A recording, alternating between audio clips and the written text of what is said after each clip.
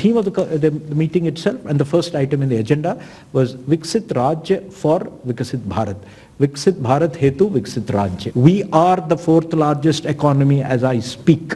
We are a $4 trillion economy as I speak. And this is not my data, this is IMF data. India today is larger than Japan. So it's only the United States, China and Germany which are larger. And if we stick to what is being planned, what is being thought through, it's a matter of another 2.5 to 3 years, we would become the third largest economy. Bharatam $4 trillion സാമ്പത്തിക വ്യവസ്ഥയായി മാറിയെന്ന് IMF report. 4-ാം സ്ഥാനത്തുണ്ടായിരുന്ന ജപ്പാനെ 2015 കണക്കുകളിൽ ഭാരതം പിന്തള്ളി. America, China, Germany തുടങ്ങിയ രാജ്യങ്ങളാണ് യഥാക്രമം 1, 2, 3 സ്ഥാനങ്ങളിലുള്ളത്. മികച്ച സാമ്പത്തിക management, സാമ്പത്തിക പരിഷ്കരണ നടപടികൾ എന്നിവയാണ് ഭാരതത്തിന് ഈ മുന്നേറ്റത്തിന് വഴിയൊരുക്കിയത്. $4.187 ട്രില്യൺ സാമ്പത്തിക വ്യവസ്ഥയാണ് ഭാരതം മുന്നോട്ടിപ്പോൾ കുതിക്കുന്നത്. പ്രതിശീർഷ GDPയുടെയും മൊത്ത GDPയുടെയും വളർച്ചാ വിവരങ്ങൾ അടിസ്ഥാനമാക്കിയാണ് IMFൻ്റെ കണക്കുകൾ. 2021 $3 ട്രില്യൺ നിന്ന് 2025 $4 ട്രില്യണിലേക്ക് ഭാരതം കുതിക്കുകയായിരുന്നു. സ്റ്റാർട്ടപ്പ് രംഗം, സെമി കണ്ടക്ടർ നിക്ഷേപങ്ങളിലെ കുതിച്ചുചാട്ടം ഇവയെല്ലാം 10 വർഷത്തിനിടെ ഇന്ത്യൻ സാമ്പത്തിക രംഗത്തിന് സാക്ഷിയാകാൻ സാധിച്ചു. 2-3 വർഷത്തിനുള്ളിൽ ഭാരതം 3ാമത്തെ സാമ്പത്തിക ശക്തിയായി മാറുമെന്നാണ് അല്പസമയം മുമ്പ് നീതി ആയോഗ് CEO BVR സുബ്രഹ്മണ്യം അറിയിക്കുന്നത്. ഈ വിഷയമാണ് ഇന്ന് സ്പെഷ്യൽ ഡിബേറ്റ് ചർച്ച ചെയ്യുന്നത്. സ്പെഷ്യൽ ഡിബേറ്റിൽ ഇന്ന് നമ്മോടൊപ്പം PR ശിവശങ്കർ BJPയിൽ നിന്ന് ചേരുന്നുണ്ട്. അതുപോലെ തന്നെ GV ഹരി കോൺഗ്രസിൻ്റെ പ്രതിനിധിയായുണ്ട്. വിദേശകാര്യ വിദഗ്ധനും സാമ്പത്തിക വിദഗ്ധനുമായ മോഹൻ വർഗീസും നമ്മോടൊപ്പം ചേരുന്നുണ്ട്. ആദ്യം നമുക്ക് മോഹൻ വർഗീസിലേക്ക് തന്നെ പോകാം. സർ, ഇപ്പോൾ നമുക്ക് ലഭ്യമായ കണക്കുകൾ അനുസരിച്ച് $4.187 ട്രില്യൺ ഒരു സമ്പദ് വ്യവസ്ഥയായി ഭാരതം മാറിയിരിക്കുന്നുവെന്ന് നീതി ആയോഗിൻ്റെ CEO വ്യക്തമാക്കിയത് അല്പസമയം മുമ്പ്, മിനിറ്റുകൾക്ക് മുമ്പാണ് നമ്മളിപ്പോൾ കേട്ടത്. ഇത്തരത്തിൽ ഭാരതം മുന്നോട്ട് കുതിക്കുമ്പോൾ, അതായത് 4-ാം സ്ഥാനത്ത് ഭാരതം എത്തിയിരിക്കുന്നു. 5-ാം സ്ഥാനത്തുണ്ടായിരുന്ന ജപ്പാനെ പിന്തള്ളി ഭാരതം 4-ാം സ്ഥാനത്തേക്ക് എത്തിയിരിക്കുന്നു. എങ്ങനെയാണ് ഈ ഭാരതത്തിൻ്റെ 4-ാം സ്ഥാനത്തേക്കുള്ള കുതിപ്പിനെ വിലയിരുത്തേണ്ടത്? അത് രാജ്യത്തിൻ്റെ സാമ്പത്തിക രംഗം ശാക്തീകരിക്കുന്നതിൻ്റെയും അതുപോലെ തന്നെ ലോകരാഷ്ട്രങ്ങൾക്കിടയിൽ ഭാരതത്തിൻ്റെ സാമ്പത്തിക ശക്തി ഒരു ചാലകമായി മാറുന്നതിൻ്റെയും സൂചനയായി കണക്കാക്കാൻ സാധിക്കുമോ? ഐസൻ, ഒരു സെയിങ് ഉണ്ട്, Rome is not built on a single day. അത് പല സമയങ്ങളിലായി ഉണ്ടായി വരുന്ന വികാസ പരിണാമങ്ങളുടെ ഒരു ഘട്ടത്തിൽ വരുമ്പോൾ പെട്ടെന്ന് രാജ്യം കുതിച്ചു തുടങ്ങും. ആ കുതിപ്പിന് ഊർജം നൽകാൻ, ശരിയായ ദിശാബോധം നൽകാൻ നേതൃത്വം ആവശ്യമാണ്, വേണ്ട രീതിയിലുള്ള നേതൃത്വം ആവശ്യമാണ്. അപ്പോൾ ആ നേതൃത്വം ഇന്ന് തീർച്ചയായും ഭാരതത്തിൻ്റെ തലപ്പത്ത് ഒരു രാഷ്ട്രീയ ഇച്ഛാശക്തിയുള്ള, അല്ലെങ്കിൽ സ്റ്റേബിളായി ഇന്ത്യൻ ഇക്കോണമിയെയും പോളിറ്റിയെ നയിക്കാൻ കഴിയുന്ന നേതൃത്വമുണ്ട്. അതേപോലെ തന്നെ റിഫോംസിൻ്റെ ഗുണഫലങ്ങൾ, നമ്മുടെ LPG പാക്കേജ് തുടങ്ങിയത് വളരെ കാലം മുൻപാണ്. 91 തുടങ്ങിയ ലിബറലൈസേഷൻ, ഗ്ലോബലൈസേഷൻ, പ്രൈവറ്റൈസേഷൻ പാക്കേജിൻ്റെ ഗുണഫലങ്ങൾ അനുഭവിച്ചു കൊണ്ടിരിക്കുകയാണ് ഭാരതം. നോക്കൂ, 2014 നരേന്ദ്രമോദി ഗവൺമെൻറ് അധികാരത്തിൽ വന്നപ്പോൾ ഇന്ത്യൻ ഇക്കോണമി വാസ് 2 ട്രില്യൺ. അത് ഘട്ടം ഘട്ടമായി മാറി 2021 അത് 3 ട്രില്യണിലേക്കും 25 കേവലം 4 വർഷത്തിനുള്ളിൽ അത് 4 ട്രില്യൺ, $4.18 ട്രില്യൺ അതിൻ്റെ വർത്ത് ഓഫ് ഇക്കോണമിയാണ്. അപ്പോൾ ഇത് ഒരു മൊത്ത കണക്കാണ്. അപ്പോൾ ഇന്ത്യ 30 ട്രില്യൺ ഇക്കോണമി എന്ന അമേരിക്കയെയും 19 ട്രില്യൺ ഇക്കോണമിയായ ചൈനയെയും, അതുപോലെ 3ാം സ്ഥാനത്ത് ഉള്ള ഇപ്പം ജപ്പാൻ, ജർമ്മനിക്ക് ഇപ്പോൾ 4.7 ട്രില്യൺ ഇക്കോണമിയാണ്. അപ്പോൾ ഒരുപക്ഷെ 2-3 വർഷത്തിനുള്ളിൽ ഭാരതത്തിന് 3ാം സ്ഥാനത്തേക്ക് വരാൻ സാധിക്കും എന്ന ശുഭാപ്തി വിശ്വാസമാണ് ഇപ്പോൾ നീതി ആയോഗിൻ്റെ CEO സുബ്രഹ്മണ്യം ഇപ്പോൾ പ്രകടിപ്പിച്ചിരിക്കുന്നത്. നോക്കൂ, ഇത് സുബ്രഹ്മണ്യത്തിൻ്റെയോ CEO സുബ്രഹ്മണ്യത്തിൻ്റെയോ അല്ല എങ്കിൽ നീതി ആയോഗിൻ്റെയോ മാത്രം കണക്കല്ല എന്നോർക്കണം. വേൾഡ് ഇക്കണോമിക് ഔട്ട്ലുക്ക് റിപ്പോർട്ടാണ്. അത് ഐക്യരാഷ്ട്ര സംഘടനയുടെ IMFൻ്റെ റിപ്പോർട്ടാണ്. IMFൻ്റെ എസ്റ്റിമേറ്റ്സ് അനുസരിച്ചാണ് കൃത്യമായ നിരീക്ഷണങ്ങളുള്ള, കൃത്യമായ കണക്കുകളുള്ള റിപ്പോർട്ട് അനുസരിച്ച് 4ാമത്തെ വലിയ സമ്പദ് വ്യവസ്ഥയാകുക എന്ന് പറയുന്നത് ഒരു കാലത്ത് ഇന്ത്യക്ക് സ്വപ്നം കാണാൻ പോലും കഴിയാത്തൊരു കാര്യമുണ്ടായിരുന്നു. പലപ്പോഴും ഈ ശശി തരൂരൊക്കെ പറയും, ബ്രിട്ടീഷുകാർ ഇന്ത്യയിൽ വരുന്ന സമയത്ത് ലോക വ്യാപാരത്തിൻ്റെ ഏതാണ്ട് 28% ഇന്ത്യയുടെ കുത്തകയായിരുന്നു. പക്ഷേ ബ്രിട്ടീഷുകാർ പോകുമ്പോൾ അത് കേവലം 0.5%. അപ്പം ലോക സമ്പദ് വ്യവസ്ഥയിൽ ഇന്ത്യയുടെ സ്ഥാനം വളരെ പരിമിതമായിരുന്നു. സ്വാതന്ത്ര്യാനന്തര ഭാരതത്തിലും ഈ ഇക്കോണമിയുടെ കാര്യത്തിൽ വളരെ വലിയ ഒരു പോരായ്മയാണ്. അത് പഞ്ചവത്സര പദ്ധതി, ആദ്യകാലത്ത് പഞ്ചവത്സര പദ്ധതിയിലൂടെയും പിന്നീട് reforms 1, 2, 3, 4 generations of reforms ever since 1991. അതിൽ ഭാഗ്യത്തിന് ഏത് രാഷ്ട്രീയ കക്ഷി അധികാരത്തിൽ വന്നാലും, മുന്നണി അധികാരത്തിൽ വന്നാലും, ഈ റിഫോം പ്രോസസ് ഇറിവേഴ്സിബിൾ ആണ്, അല്ലെങ്കിൽ പിന്തിരിക്കാനാവാത്തതാണ് എന്ന ബോധ്യത്തോടു കൂടി മുന്നോട്ട് പോയത് കൊണ്ടാണ് ഇത് വന്നത്. ഇവിടെ നോക്കൂ, നമ്മളൊരു കാർഷിക ഔട്ട് ആൻഡ് ഔട്ട് ഒരു കാർഷിക സമ്പദ് വ്യവസ്ഥയെ, നമ്മുടെ നട്ടൽ എന്ന് പറയുന്ന കാർഷിക സമ്പദ് വ്യവസ്ഥ ആയിരുന്നു. അതിപ്പോഴും അങ്ങനെ തന്നെയാണ്. പക്ഷേ നമ്മുടെ വ്യവസായ രംഗം, അതുപോലെ തന്നെ ടെർഷറി സെക്ടർ, അതായത് service sector, education, health and IT എല്ലാം അടങ്ങുന്ന സർവീസ് സെക്ടർ അതിഗംഭീരമായി മുന്നോട്ട് പോയി. അപ്പോൾ ആ ഒരു നമ്മുടെ വളർച്ചയിൽ എല്ലാ സെക്ടേഴ്സും ഒരുപോലെ തന്നെ പങ്കെടുക്കുന്ന ഒരു കാഴ്ച കണ്ടു. അതുകൊണ്ടാണ് ഘട്ടം ഘട്ടമായി നരേന്ദ്രമോദി സർക്കാർ അധികാരത്തിൽ വന്നപ്പോൾ 10ാമത്തെ വലിയ സമ്പദ് വ്യവസ്ഥയായിരുന്നത് ഇപ്പോൾ പല രാജ്യങ്ങളെയും മറികടന്ന് 4ാം സ്ഥാനത്തെത്തിയിരിക്കുന്നു. 3 വർഷത്തിനുള്ളിൽ, 2.5-3 വർഷത്തിനുള്ളിൽ അത് 3ാം സ്ഥാനത്തേക്ക് എത്തും. അവിടെയും ഗ്രോത്ത് റേറ്റ് എന്നത് വളരെ പ്രധാനപ്പെട്ടതാണ്. GDP ഗ്രോത്ത് റേറ്റ് ഇപ്പോഴത്തെ റിവൈസ്ഡ് എസ്റ്റിമേറ്റ് അനുസരിച്ച് 6.2% വാർഷിക വളർച്ചാ നിരക്കാണ് ഇന്ത്യ ഇപ്പോൾ രേഖപ്പെടുത്തിക്കൊണ്ടിരിക്കുന്നത്. ഇത് വേറെ ഒരു രാജ്യത്തിനും അവകാശപ്പെടാനില്ലാത്ത ഒരു 6 മുതൽ 8 വരെ ശതമാനം ഓവർ ദ ലാസ്റ്റ് 2 decades, കഴിഞ്ഞ 2 ദശകങ്ങൾ കൺസിസ്റ്റൻ്റ്ലി 6, 7, 7.5, 8. അത് നമ്മുടെ ഇക്കണോമിക് റിസഷൻ ഉണ്ടായ, world economic recession, global melt down ഉണ്ടായ 2008-9 വർഷങ്ങളിലാണ് ഏറ്റവും അധികം GDP വളർച്ച നിരക്ക് നമ്മൾ രേഖപ്പെടുത്തിയത്. അന്ന് 8%, 8.7% വളർച്ചാ നിരക്കാണ് രേഖപ്പെടുത്തിയത്. അതിനർത്ഥം എന്ന് പറയുന്നത് ഗ്ലോബൽ ട്രെൻഡിനോടൊപ്പം ഭാരതം പോകുമ്പോഴും യഥാർത്ഥത്തിൽ ഭാരതത്തിൻ്റെ റെസിലിയൻസ് മറ്റ് രാജ്യങ്ങളുടെ, വിദേശ രാജ്യങ്ങൾ, പ്രത്യേകിച്ച് പാശ്ചാത്യ ലോകത്തിൻ്റെ റെസിലിയൻസിനേക്കാൾ, കോവിഡ് പോലെയുള്ള മഹാമാരി അല്ലെങ്കിൽ ഗ്ലോബൽ മെൽറ്റ് ഡൗൺ പോലെയുള്ള ബാങ്കിങ്, ഇൻഷുറൻസ് സെക്ടറിൻ്റെ തകർച്ച, ഇതെല്ലാം കാട്ടുന്ന ഒരു ചിത്രം, അവിടെയെല്ലാം പിടിച്ചു നിൽക്കാൻ ഭാരതത്തിന് കഴിയുന്നു എന്ന് പറയുമ്പോൾ ഭരണപ്രതിപക്ഷ ഭേദമന്യേ ഇന്ത്യയിൽ ഒരു ദേശീയ കൺസെൻസസ് ഉണ്ട്. ഗ്രോത്തിൻ്റെ കാര്യത്തിൽ ഒരു ദിശാബോധമുണ്ട്. അതുകൊണ്ടാണ് 2047 ഭാരതം വളരെ പ്രതീക്ഷയോടെ കാണുന്ന വർഷമാണ്. 2047 വികസിത ഭാരതം. 2047 ഭാരതം വികസിത ഭാരതമാകുന്നു. പക്ഷെ അതിന് ചില പാരാമീറ്റേഴ്സും കൂടി ശരിയാകേണ്ടതുണ്ട്. ഭാരതം ഇപ്പോൾ 142 ബില്യൺ, 142 കോടി ആളുകൾ, 1.42 ബില്യൺ പീപ്പിൾ. അവിടെയൊക്കെ ഈ റിസോഴ്സസ്, നമ്മുടെ വർത്ത് വീതിച്ചു പോകുമ്പോൾ നമ്മുടെ പെർ ക്യാപിറ്റ ഇൻകം ഇപ്പോഴും നമ്മൾ ലോകത്തിൻ്റെ 190ഓളം രാജ്യങ്ങളുടെ പട്ടികയിൽ നമ്മളിപ്പോഴും 128ാമത്തെ സ്ഥാനത്താണ്. അതുപോലെ 138ാമത്തെ സ്ഥാനത്താണ്. നമ്മുടെ പോവർട്ടി ഇൻഡെക്സിലും നമ്മൾ വളരെ താഴെയാണ് നമ്മുടെ സ്ഥാനം.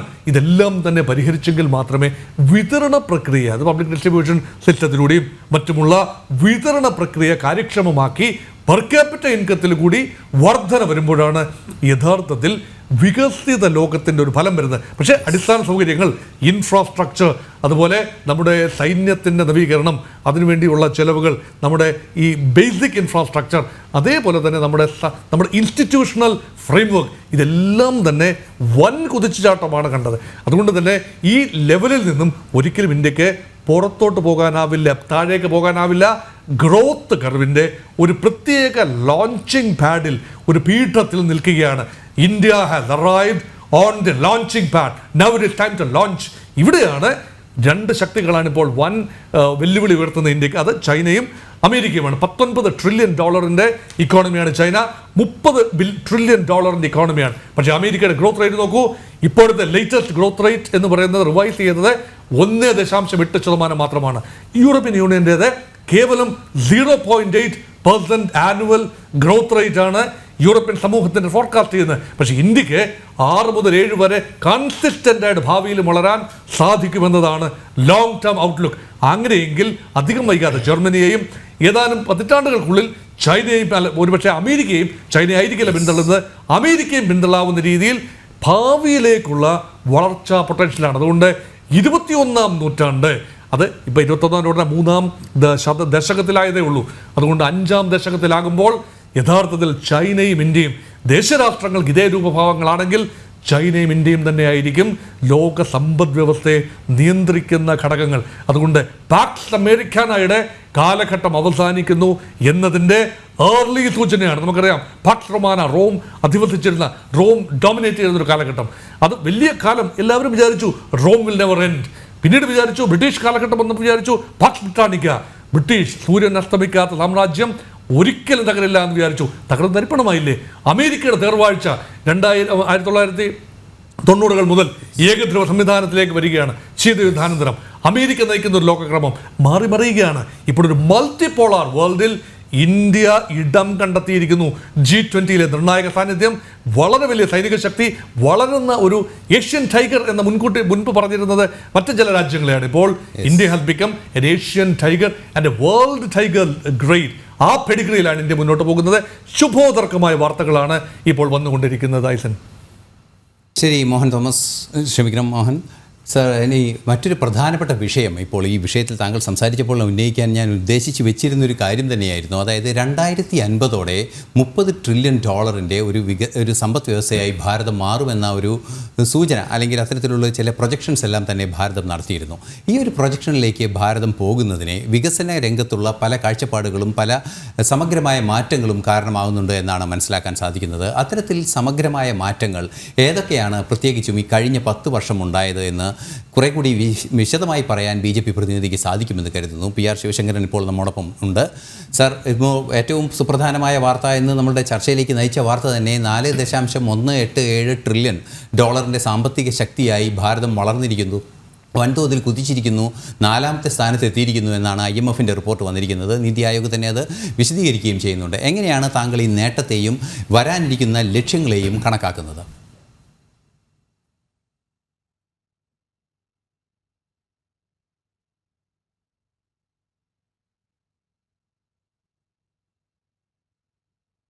സർ, മ്യൂട്ടാണെന്ന് തോന്നുന്നു.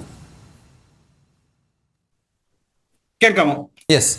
ആദ്യമായി ഈ ചർച്ച, ഈ വിഷയം മുന്നോട്ട് വെച്ച ജനൻ ടിവിയെ ഞാൻ അഭിനന്ദിക്കുന്നു. ശ്രീ മോഹൻ വർഗീസ്, അദ്ദേഹം വളരെ ദീർഘമായി തന്നെ ഇന്ത്യയുടെ സാമ്പത്തിക വിഷയത്തില് കഴിഞ്ഞ ഒരു 1000 വർഷത്തെ 1ാം AD തൊട്ട് ആഗ്നസ് മാഡിസൺ റിപ്പോർട്ടുകൾ എല്ലാം മുന്നോട്ട് വെച്ചുകൊണ്ട് എങ്ങനെയാണ് രാജ്യത്തിന്റെ വികസനം നടന്നത് എന്നുള്ള കാര്യം പറഞ്ഞതിനെ ജനങ്ങൾക്ക് പൂർണ്ണമായും, എന്റെ ജനൻ ടിവിയുടെ കേൾവിക്കാർക്ക് പൂർണ്ണമായും മനസ്സിലായിട്ടുണ്ടാവും എന്ന് ഞാൻ വിശ്വസിക്കുന്നു. അതുകൊണ്ട് ആ ഭാഗത്തേക്ക് ഞാൻ കടക്കാതെ വേറെ കുറച്ച് കാര്യങ്ങൾ മാത്രം സൂചിപ്പിക്കാൻ ഞാൻ ആഗ്രഹിക്കുന്നു.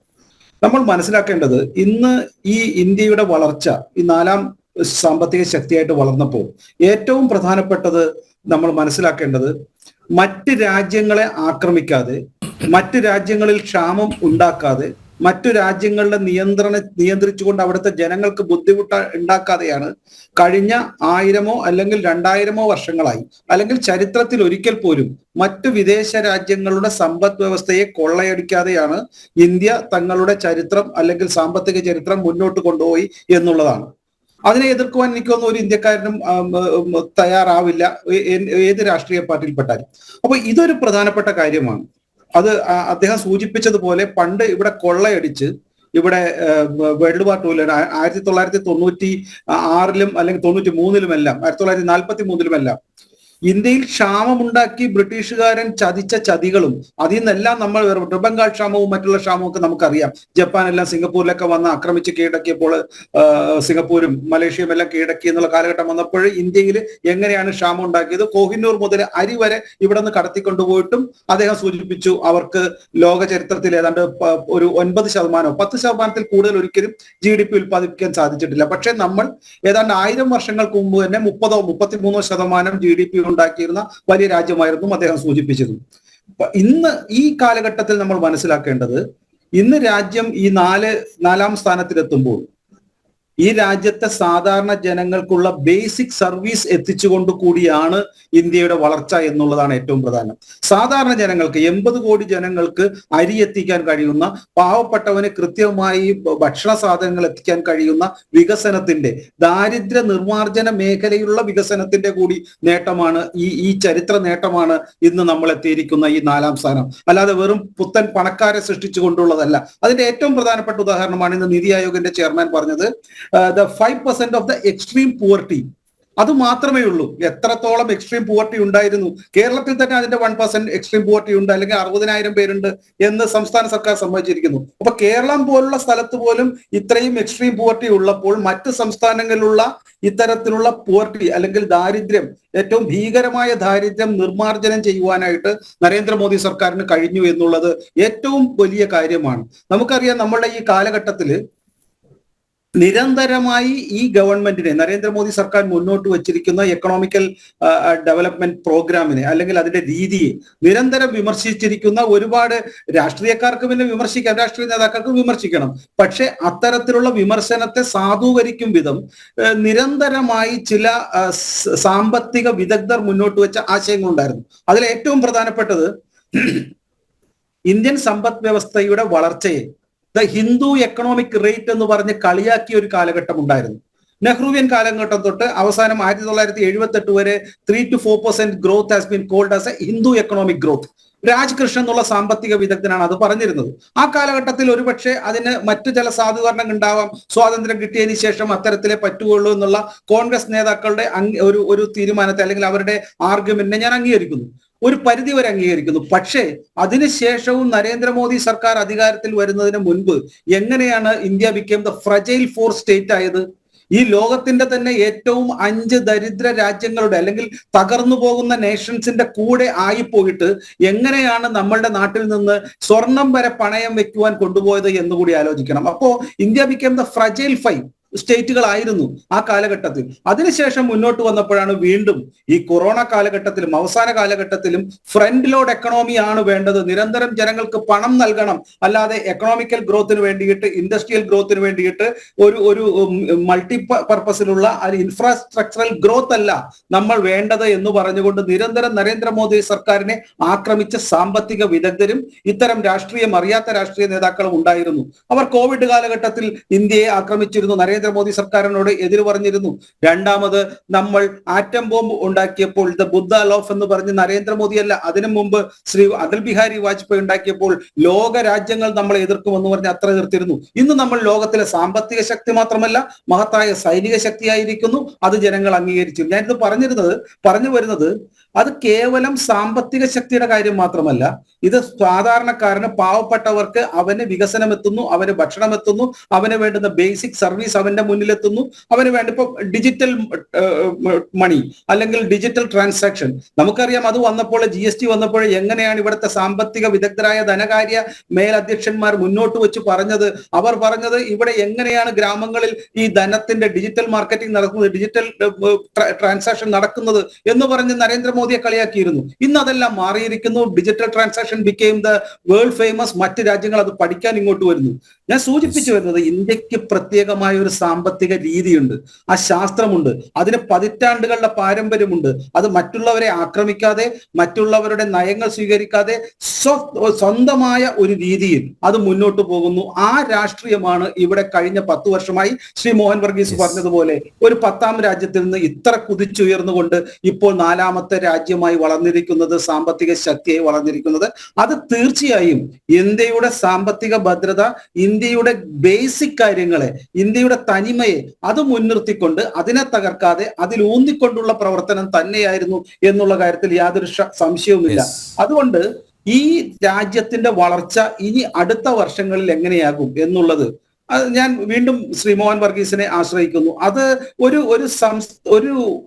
ഒരു പ്രത്യേക രാഷ്ട്രീയ പാർട്ടി വന്നതുകൊണ്ട് പെട്ടെന്ന് മാറ്റാൻ പറ്റില്ല. പക്ഷെ ജനങ്ങൾക്ക് ആഗ്രഹത്തനുസരിച്ച്, അവരുടെ പ്രതീക്ഷയനുസരിച്ച് അവരുടെ സ്വപ്നങ്ങളെ സാക്ഷാത്കരിക്കുവാൻ പോകുന്ന ദൃഢതയുള്ള ഒരു ഗവൺമെന്റ് വേണം, ലക്ഷ്യബോധമുള്ള രാഷ്ട്രീയ നേതാവ് വേണം. അതിനൊപ്പം ജനങ്ങളുടെ ആഗ്രഹങ്ങൾക്കൊപ്പം സഞ്ചരിക്കുവാനും അവരെ മനസ്സിലാക്കുവാനും അവരെ എഡ്യൂക്കേറ്റ് ചെയ്യുവാനുമുള്ള ഒരു രാഷ്ട്രീയ നേതാവിനെ കൊണ്ടേ കഴിയൂ എന്നുള്ള കാര്യത്തിലും യാതൊരു തർക്കവുമില്ല.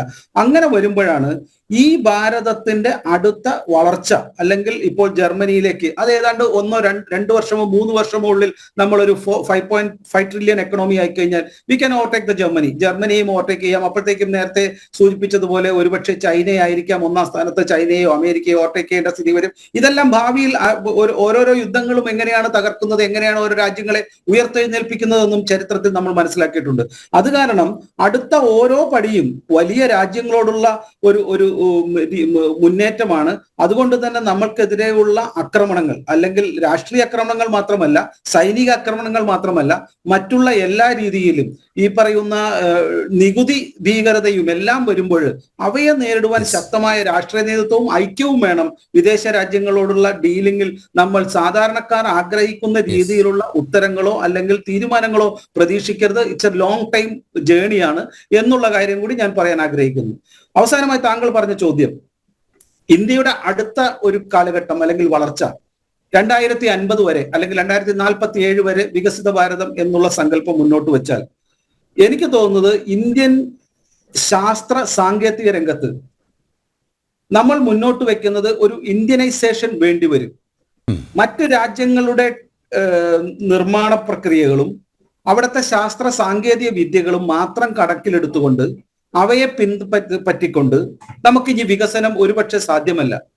അതിപ്പോ ഏത് കാര്യത്തിലായാലും, അത് ആരോഗ്യത്തിന്റെ കാര്യത്തിലായാലും, അതുപോലെ തന്നെ വിദേശകാര്യ രംഗത്തെ മറ്റുള്ള എക്കണോമിക്സിന്റെ കാര്യത്തിലായാലും, അതുപോലെ അന്താരാഷ്ട്ര തലത്തിലും, അതുപോലെ തന്നെ വ്യോമയാന തലത്തിലോ അല്ലെങ്കിൽ ബഹിരാകാശ തലത്തിലോ എല്ലാം നമുക്കൊരു ഇന്ത്യനൈസേഷൻ വേണ്ടിവരും. അതുകൊണ്ട് തന്നെയാണ് ഇപ്പോൾ മറ്റുള്ള പലരും പറഞ്ഞതുപോലെ ഇന്ത്യയിൽ ഇത്രയൊക്കെ ക്ഷാമമുള്ളപ്പോൾ നമ്മൾ എന്തിനാണ് ചൊവ്വയിലേക്ക് ഗ്രഹങ്ങളെ വെഹിക്കിൾ വിടുന്നത്, ഇത്തരത്തിലുള്ള കാര്യങ്ങൾ ചോദിക്കുമ്പോൾ ഇനിയുള്ള ഗ്രോത്തിന്റെ പീരീഡ് ഒരു ആഗോള തലത്തിൽ ഇന്ത്യയെ മറ്റു രാജ്യങ്ങളുടെ മുന്നിൽ പ്രതിഷ്ഠിക്കുവാനായിട്ട് നമുക്ക് ഒരു സാർവദേശികമായ ഒരു സാർവത്രികമായ വികസനം വേണം. അത് ഇന്ത്യൻ എക്കണോമിക്സും ഇന്ത്യൻ സയൻസും ഒരുമിച്ച് മുന്നോട്ട് പോകണം എന്നുള്ള കാര്യത്തിൽ തർക്കമില്ല. അതുകൊണ്ട് തന്നെ ഇന്ത്യയിൽ കൂടുതൽ സ്റ്റാർട്ടപ്പ് വരുന്ന പോലെ തന്നെ ഇന്ത്യയിൽ കൂടുതൽ R&D റിസർച്ച് വരണം. ഇന്ത്യയിൽ കൂടുതൽ ഇന്ത്യനൈസേഷൻ ഒരു വരണം ഓരോ ടെക്നോളജിയിലും. അത് ഭാരതീയ ശാസ്ത്ര പാരമ്പര്യം കഴിഞ്ഞ എത്രയോ വർഷങ്ങളായി ഈ രാജ്യത്ത് മുടങ്ങിക്കിടന്നിരുന്ന ഭാരതീയ ശാസ്ത്രങ്ങളുടെ ഒരു വികസനം അതിൽ മുന്നിൽ പിടിച്ചുകൊണ്ട്, അതിൽ വിശ്വാസം അർപ്പിച്ചുകൊണ്ട്, അതിൽ ഒരിക്കൽ കൂടി വിശ്വസിച്ചുകൊണ്ടുള്ള വലിയ പ്രവർത്തനവും കൂടി വേണം. അങ്ങനെ ആയാൽ മാത്രമേ 2050 ഇന്ത്യക്ക് ചൈനയെയും കടന്നുകൊണ്ട് ലോകത്തിന്റെ നറുകയിലെത്താൻ പറ്റുകയുള്ളൂ എന്ന് ഞാൻ വിശ്വസിക്കുന്നു. ഇപ്പോൾ GV ഹരിയോടാണ് ഇനിയിപ്പോൾ ഏറ്റവും സുപ്രധാനമായൊരു ചോദ്യം വന്നിരിക്കുന്നത്. അതായത് ശിവശങ്കർ ഉന്നയിച്ചതുപോലെ എന്തുകൊണ്ട് ഫ്രജൈൽ 5-ൽ ഭാരതം 10 വർഷം മുമ്പ് കിടന്നിരുന്നു, അതുപോലെ തന്നെ എന്തുകൊണ്ട് ആ ഫ്രജൈൽ 5-ലേക്ക് പോകാനൊരു സാഹചര്യമുണ്ടായി. തീർച്ചയായും നമുക്കറിയാവുന്നതാണ്, ഈ സാമ്പത്തിക പരിഷ്കരണങ്ങളെല്ലാം തന്നെ ഒരു തുടർച്ചയായ വർഷങ്ങളായുള്ള സർക്കാരുകളുടെ ഒരു തുടർച്ചയാണ് ഈ സാമ്പത്തിക പരിഷ്കരണങ്ങൾ എന്നിരിക്കെ തന്നെ എന്തുകൊണ്ട് ആ ഫ്രജൈൽ 5-ലെത്തി, അത് കോൺഗ്രസിൻ്റെ ഭരണകാലത്ത് എന്തുകൊണ്ട് അങ്ങനെ സംഭവിച്ചു? സുപ്രധാനമായൊരു നിരീക്ഷണം അദ്ദേഹം നടത്തിയിരിക്കുന്നു. എന്താണ് താങ്കളുടെ വിശദീകരണം അതിൽ? ഐസൺ, ഞാൻ ആഗ്രഹിച്ചത് 4 ട്രില്യൺ എക്കോണമിയെ സംബന്ധിച്ച് പറഞ്ഞു തുടങ്ങണം എന്നാണ്. പക്ഷേ അങ്ങനൊരു ചോദ്യം വന്നുകൊണ്ട് ആദ്യം തുടങ്ങാം, കാരണം അത് കണക്റ്റഡാണ്. 2013 എൻ്റെ ഓർമ്മ ശരിയാണെങ്കിൽ മോർഗൻ സ്റ്റാൻലി ആണ് അത്തരത്തിലൊരു ഫ്രജൈൽ 5 എന്നൊരു കോൺസെപ്റ്റിലേക്ക് കൊണ്ടുവന്നിട്ടുള്ളത്. അതിൽ ഏറ്റവും പ്രധാനപ്പെട്ട റീസൺസ് ആയിട്ട് പറഞ്ഞിട്ടുള്ളത് അറൗണ്ട് 5 റീസൺസ് ഓർ സംതിങ്. അതിൽ വൺ ഓഫ് ദ റീസൺസ് ആയിട്ട് ഏറ്റവും കൂടുതൽ പറഞ്ഞത് ഹെവി ഫോറിൻ ഇൻവെസ്റ്റ്മെൻറ്റ് എന്നതാണ്. അതായത് 2013 അത് ഡോക്ടർ മോഹൻ വർഗീസ് ഇവിടെ സൂചിപ്പിച്ചു.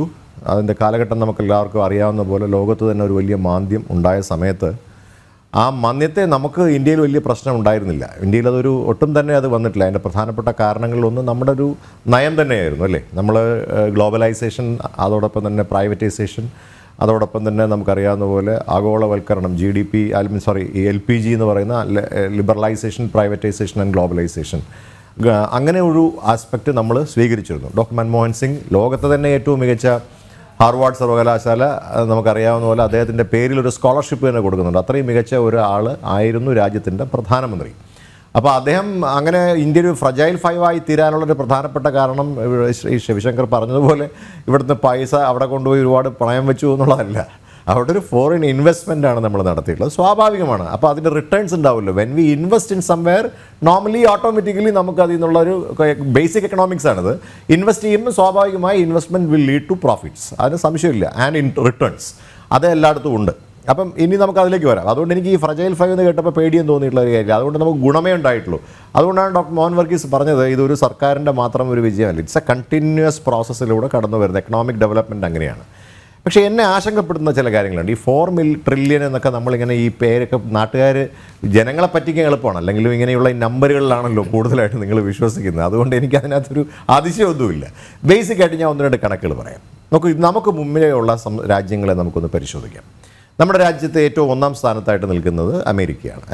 എല്ലാവരും പറഞ്ഞ പോലെ 33 ട്രില്യൺ ആണ്, സംതിങ് 3.1 ട്രില്യൺ ആണ് അവിടുത്തെ GDP എന്ന് പറയുന്നത്. ആ ട്രില്യൺ നമ്മളത് എടുക്കുമ്പം നിങ്ങൾ മനസ്സിലാക്കണം, ഈ 33 ട്രില്യണോടൊപ്പം തന്നെ ബേസിക് എക്കണോമിക്സ് നമ്മൾ പഠിച്ചിട്ടുള്ളത് GDP അതിനേക്കാൾ പ്രധാനമാണ് പെർ ക്യാപിറ്റ ഇൻകം എന്ന് പറയുന്നത്. ഈ രാജ്യത്തെ ഓരോ ജനങ്ങൾക്കും എത്ര രൂപ കിട്ടുമെന്നുള്ളത്. ഇപ്പോൾ IMF ആണല്ലോ ഇവർ ആധികാരികമായിട്ട് എടുത്തത്. ഞാനിപ്പോൾ IMF.org എടുത്ത് നോക്കുമായിരുന്നു. വളരെ സിമ്പിളാണ്. ലോകത്ത് IMF.org എടുത്ത് നോക്കിക്കഴിഞ്ഞാൽ, ഇൻ്റർനാഷണൽ മോണിറ്ററി ഫണ്ടിൽ നോക്കിക്കഴിഞ്ഞാൽ ലേറ്റസ്റ്റ് ആയിട്ടുള്ള ഏറ്റവും ഇപ്പം ഈ ദിവസത്തെ ഇന്നത്തെ ആയിട്ടുള്ള ഓരോന്നിൻ്റെയും ഗ്രോത്ത് റേറ്റും ഡീറ്റെയിൽസ് നമുക്ക് കിട്ടും. അത് പ്രകാരം ഞാൻ ആ കണക്ക് നമ്മൾ നോക്കുമ്പോൾ 34 കോടിയാണ് അമേരിക്കയിലെ ജനസംഖ്യ എന്ന് പറയുന്നത്. ഓക്കെ, അപ്പം ഞാൻ ആ കണക്ക് കൃത്യമായിട്ട് പറയാം. എക്കണോമിക്സ് ആണ് ഞാൻ പറയുന്നത്, ഞാൻ പൊളിറ്റിക്സ് പിന്നെ പറയാം, രാഷ്ട്രീയം രണ്ടാമത് പറയാം. എക്കണോമിക്സ് പറഞ്ഞാലേ ആളുകൾക്ക് ഇത് മനസ്സിലാവുള്ളൂ. അപ്പം 33.1 ട്രില്യൺ സമ്പദ് വ്യവസ്ഥ GDP ഉള്ള അമേരിക്കയുടെ ജനസംഖ്യ എന്ന് പറയുന്നത് 34.01 കോടിയാണ്. ഓക്കെ, രണ്ടാമത് നമ്മൾ പറയുന്ന ചൈനയുടെ GDP എന്ന് പറയുന്നത് 21% ആണ്, 21 ട്രില്യനാണ്. മനസ്സിലായില്ലേ? ആ 21 ട്രില്യൺ അവർക്ക് 141 കോടി ജനസംഖ്യയുണ്ട്. ഇനി ജർമ്മനിയുടെ നമ്മളിപ്പം അവരെയും കടത്തിവിട്ട് ജർമ്മനിയെയും കടത്തിവിട്ടുമെന്ന് പറയുന്ന ജർമ്മനിയുടെ GDP എന്ന് പറയുന്നത് 4.74 ട്രില്യനാണ്. അവിടുത്തെ ജനസംഖ്യ 8.33 കോടിയാണ്. മനസ്സിലായില്ലേ? 8.33 crore. ഇനി ജപ്പാനിലേക്ക് വരുമ്പോൾ ജപ്പാനിൽ അവർ പറയുന്നത് ജപ്പാനും ഏകദേശം ഇന്ത്യക്കോടൊപ്പം തന്നെയാണ്. നിലവിൽ ഇപ്പോൾ 4.19 ആണ് അവിടുത്തെ GDP. ഇന്ത്യയുടേതും 4.19 ആണ് അവിടുത്തെ GDP. ഇപ്പോൾ ഞാൻ പറയണത് എൻ്റെ കണക്കല്ല, ആസ് പെർ IMFൻ്റെ കണക്കാണ് ഞാൻ പറയണത്. ഇപ്പോൾ ശിവശങ്കർ അദ്ദേഹത്തിന് സംശയം ഉണ്ടെങ്കിൽ ജസ്റ്റ് ഇപ്പോൾ ചെക്ക് ചെയ്യാം, .org എടുത്ത് നോക്കി IMF.org ചെക്ക് ചെയ്ത് കഴിഞ്ഞാൽ you will get all the details. അപ്പോൾ ഇതിനകത്ത് രസകരമായ ഒരു കാര്യം എന്താണെന്ന് ചോദിച്ചു കഴിഞ്ഞാൽ, ഈ അമേരിക്ക, ഈ ജപ്പാൻ, ഇപ്പം നമ്മുടെ കൂടെ നിൽക്കുന്ന ഈ ജപ്പാൻ, നമ്മൾ അതിജീവിച്ചു എന്ന് പറയുന്ന ജപ്പാൻ്റെ ജനസംഖ്യ 12.45 കോടിയാണ്. മനസ്സിലായില്ലേ? ഈ 12.45 കോടി എന്ന് പറയുന്നതിനെ 4.19 അത് പറയുന്ന ട്രില്യനെ ഡിവൈഡ് ചെയ്ത് നോക്കുമ്പം അവിടുത്തെ ആളുകളുടെ പെർ ക്യാപിറ്റ ഇൻകവും നമ്മുടെ ആളുകളുടെ പെർ ക്യാപിറ്റ ഇൻകവും അതിനകത്ത് കൊടുത്തിട്ടുണ്ട്. $10,000 നമ്മുടെ പെർ ക്യാപിറ്റ ഇൻകം എന്ന് പറയുന്നത്. അതേ സമയത്ത് ഇത് 70,000 കോടി $US അമേരിക്കയുടെ പെർ ക്യാപിറ്റ ഇൻകം. നമുക്ക് അമേരിക്കയുടെ അത്രയൊന്നും പോകണ്ട, ജപ്പാൻ്റെ ഇത് ഞാൻ പറഞ്ഞ കണക്ക് പ്രകാരം ഒന്ന് ഡിവൈഡ് ചെയ്ത് നോക്കിയാൽ നിങ്ങൾക്ക് പെട്ടെന്ന് മനസ്സിലാവും. അപ്പം നമ്മൾ ഈ പറയുന്ന 4 ട്രില്യൺ എന്ന് പറയുന്ന സാധനം ഡിവൈഡഡ് ബൈ 143 crore എന്ന് പറയുന്നത് നമ്മൾ നോക്കുമ്പോൾ നിങ്ങൾ മനസ്സിലാക്കേണ്ട ഒരു പ്രധാനപ്പെട്ട കാര്യം, നമ്മുടെ ഈ ഇതുകൊണ്ട് നമുക്ക് ഈ പറയാം എന്നുള്ളതല്ലാതെ ഇതിനകത്ത് വലിയ മെച്ചം ഉണ്ടാകുമോ എന്ന് ചോദിച്ചാൽ മെച്ചം ഉണ്ടാവും. ആർക്കെന്നറിയാമോ? ആ മെച്ചം ഉണ്ടാകുന്ന ആർക്കാണെന്ന് തോമസ് പിക്കറ്റി പറഞ്ഞിട്ടുണ്ട്. ആ തോമസ് പിക്കറ്റി പറഞ്ഞിരിക്കുന്ന കാര്യം ഇങ്ങനെയാണ്: ദ ടോപ്പ് 1% ഓഫ് ഇന്ത്യ അവർ 22.6% of the national income and 40.1% of the total assets in India. ഇതാണ് അവസ്ഥ. ഞാൻ പറഞ്ഞു മനസ്സിലായ? അതായത് ഈ 145 കോടിയിലെ 1% ഈ രാജ്യത്തിൻ്റെ 22.60% കൈയാളുന്നു എന്ന് പറഞ്ഞാൽ ഇതിൻ്റെ ഗുണം ആകപ്പാടെ നമുക്ക് കിട്ടാൻ പോകുന്നത് ഇവിടുത്തെ അദാനിക്കും അംബാനിക്കും മാത്രമാണെന്നുള്ളതാണ്. അതിനെ നമ്മൾ ആഘോഷിക്കണമെന്നുള്ളതാണ് എൻ്റെ ചോദ്യം. ബേസിക്കായിട്ടൊരു ചോദ്യം അതാണ്. അപ്പം നമ്മൾ ചെയ്യേണ്ടത് എന്താണ്? ഇപ്പോൾ ഇന്ത്യ ഏറ്റവും വലിയ അൺഎംപ്ലോയ്മെൻറ്റ് റേറ്റിലൂടെ കടന്നു പോകുന്ന അവസ്ഥയാണ്. അപ്പോൾ നമ്മൾ ഈ ട്രിക്കിൾ ഡൗൺ എന്ന് പറഞ്ഞൊരു പ്രോസസ്സുണ്ട്. അതായത് ആ ട്രിക്കിൾ ഡൗൺ തിയറി എന്ന് പറഞ്ഞൊരു തിയറി ഉണ്ട് എക്കണോമിക്സിൽ. ഞാൻ എൻ്റെ ബേസിക് മാസ്റ്റേഴ്സ് സോഷ്യോളജിയിലാണെങ്കിലും ഞാൻ പഠിച്ച ഡിഗ്രി എക്കണോമിക്സ് ഇപ്പോഴും ഓർമ്മയുള്ള ചില സാധനങ്ങൾ ഞാൻ പറയുകയാണ്. അപ്പോൾ ഈ ട്രിക്കിൾ ഡൗൺ എന്ന് പറയുന്ന ഒരു പ്രോസസ്സ് എന്ന് പറഞ്ഞാൽ അരിച്ചിറങ്ങുക എന്ന് മലയാളത്തിൽ പറയും. നമുക്കുള്ള GDP, അതായത് ഇപ്പോഴുള്ള ഈ 4 ട്രില്യൺ എന്ന് പറയുന്ന ആ എമൗണ്ട് ഉണ്ടല്ലോ, ആ പറയുന്ന ആ സമ്പദ് വ്യവസ്ഥ, ഇത് ഏറ്റവും താഴെ തട്ടിലേക്ക് അരിച്ചിറങ്ങാൻ നമുക്ക് സംവിധാനമില്ല എന്ന് മാത്രമല്ല, ഈ പറഞ്ഞതുപോലെ 1% ഇത് മുഴുവൻ കൈയാളുന്നത്. ഇത് ഞാൻ പറഞ്ഞ തിയറി അല്ല, it's not my theory, it's Thomas പിക്കറ്റിയുടെ പുസ്തകം വായിച്ചു നോക്കുക. ദ എക്കണോമിക്സ് ഓഫ് ഇൻഇക്വാലിറ്റി എന്നാണ് എനിക്ക് തോന്നുന്നത്, അങ്ങനെ ഒരു പുസ്തകമാണ് അദ്ദേഹം എഴുതിയിട്ടുള്ളത്. അത് ഇന്ത്യയെക്കുറിച്ച് മാത്രം, ലോകത്തെ ഒരുപാട് സമ്പദ് വ്യവസ്ഥകളെക്കുറിച്ച് അദ്ദേഹം പഠിച്ചിട്ടുണ്ടെങ്കിലും ഇന്ത്യയെക്കുറിച്ച് മാത്രം അദ്ദേഹം പഠിച്ചിട്ടാണ് അദ്ദേഹം ഇത് പറയുന്നത്. അപ്പം ഞാൻ ചോദിക്കുന്നൊരു ചോദ്യം, നമുക്ക് ഈ 4 ട്രില്യൺ എന്ന് പറയുന്നത് നമ്പർ പറഞ്ഞ ആളുകളെ പറ്റിക്കാമെങ്കിലും ഇതുകൊണ്ടുള്ള പ്രയോജനം സാധാരണക്കാരായിട്ടുള്ള ആളുകളിലേക്ക് എത്തിച്ചേരണമെങ്കിൽ തൊഴിൽ ഉണ്ടാകണം, തൊഴിൽ വർദ്ധിക്കണം. അതിനെന്ത് സംവിധാനമാണ് ഇവിടെ ഉള്ളത്? ഇതിനുള്ള പ്രധാനപ്പെട്ട കാരണം ഡീമോണിറ്റൈസേഷനാണ്. ഇത് ഞാൻ പറഞ്ഞതല്ല. ഈ ഡീമോണിറ്റൈസേഷൻ എന്ന് പറയുന്ന ഏറ്റവും അബദ്ധ പഞ്ചാംഗം നമ്മൾ വിശേഷിപ്പിക്കുന്ന ബ്ലണ്ടർ എന്ന് ഞാൻ പറഞ്ഞതല്ല, മൻമോഹൻ സിംഗ് പറഞ്ഞൊരു സാധനമാണ്. എന്താണ് ഓർഗനൈസ്ഡ് പ്ലണ്ടർ എന്ന് പറയുന്ന ആ സാധനം ഇന്ത്യയുടെ മുൻ പ്രധാനമന്ത്രി, എക്കണോമിസ്റ്റ്, ലോകത്തിലെ എല്ലാവരും അംഗീകരിക്കുന്ന എക്കണോമിസ്റ്റായ ഡോക്ടർ മോഹൻ സിംഗ് പറഞ്ഞാണ് this A organised plunder and A blunder. അങ്ങനെ ഒരു സാധനം വന്നതുകൊണ്ടാണ് നമ്മൾ ഈ പറയുന്ന കാര്യങ്ങളിലേക്ക് നമുക്ക് എത്തിച്ചേരാനായിട്ട് കഴിയുന്നില്ല. But as numbers we can show dum.